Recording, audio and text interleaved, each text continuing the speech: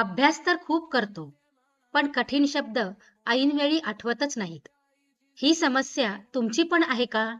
मग हा व्हिडिओ शेवटपर्यंत नक्की बघा.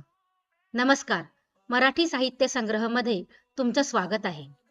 निबंध लिहिताना कठीण शब्द कसे लक्षात ठेवायचे? चला पाहूया 3 सोप्या टिप्स. परीक्षेत मार्क वाढवायचे असतील, तर हे 3 शब्द लक्षात ठेवण्याचे मंत्र तुम्हाला माहितीच हवेत.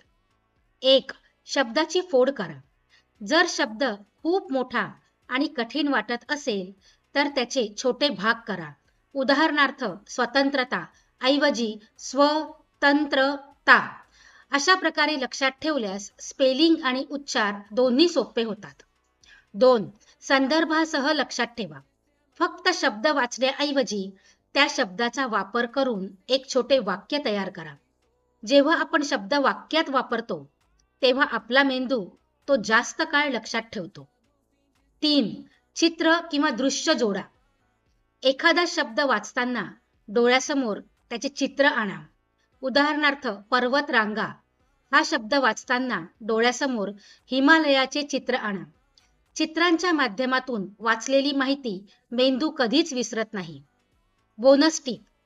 तो कठीण शब्द दिवसातून किमान 3 वेळा कोणाशी तरी बोलताना वापरा किंवा लिहून पहा. तुम्हाला कोणता मराठी शब्द लिहायला सर्वात कठीण जातो? कमेंटमध्ये नक्की सांगा.